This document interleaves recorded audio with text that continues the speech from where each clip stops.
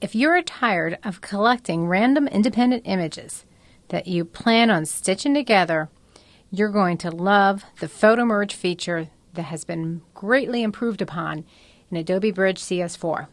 So those of you familiar with Photomerge have seen it in the last several versions, but now in CS4 there are some additional layer and blending features that are included.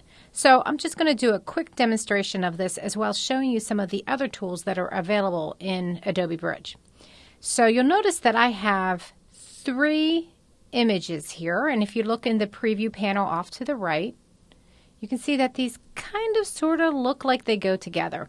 In fact, the way that these were taken were with a camera, not with a tripod. Well, a tripod would have helped greatly, I'm sure. But this was a large mural on the side of a building. Somebody took a picture, moved forward, took another picture, moved to the right, took another picture, and then expected at some point that they would sit in Photoshop and try to stitch these together. Rarely does it happen, and it doesn't happen that easily to make that blending so that it looks natural and realistic as a panoramic image. Fortunately, if you take pictures with enough of an overlap, just a little bit of an overlap is all you need, you can select them in Adobe Bridge. So I clicked on one and I used my Shift key to click on the others, or Control or Command. And now I'm choosing Tools. Now before I go into Photomerge, I want you to notice that depending upon the applications that you have installed, you will have additional tools available to you. So like for instance, I have Fireworks here, Convert to Grayscale. You might have InDesign, and it might be to create an InDesign contact sheet. I have Photoshop and Illustrator. I am choosing Tools Photoshop. And I'm also choosing a feature called Photomerge. When I have these images selected and I choose Photomerge, a separate dialog box appears. Automatically those images are added. I can choose to automatically create a panoramic image or do one that's based upon perspective, cylindrical, spherical, collage, reposition.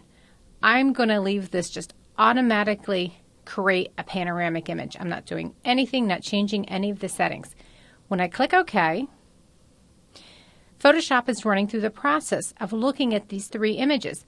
So it looks like Photoshop has recognized that these do have some sort of overlap, and they will work out to be a great photo merged image.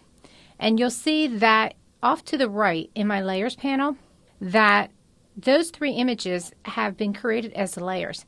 And not only have those 3 images been created as layers, but layer masks have been attached to them.